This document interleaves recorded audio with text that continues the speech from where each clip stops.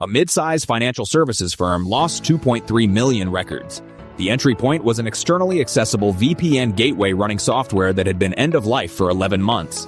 Nobody inside the company knew it was exposed.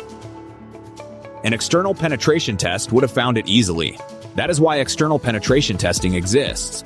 An external network penetration test is a controlled attack against everything your organization exposes to the open internet.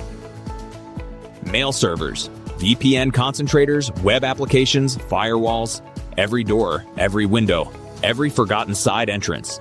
A scan probes all of it, methodically, the same way a real adversary would.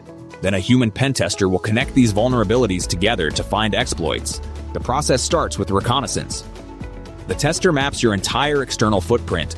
Every subdomain, every IP range, every piece of infrastructure someone spun up on a cloud account 2 years ago and never touched again. Attackers build this same map. The only question is who builds it first. Next, service enumeration. Every discovered asset gets probed. What is running? What version? What ports are open? One outdated SSH implementation or one misconfigured load balancer is all it takes. That is not an exaggeration. That is how breaches start.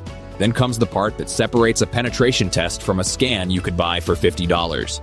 Vulnerability analysis by a human expert. Automated tools will hand you 1,000 findings. 900 of them are noise. A skilled tester isolates what is actually exploitable, what actually matters, and what an attacker would target first. The final phase is exploitation.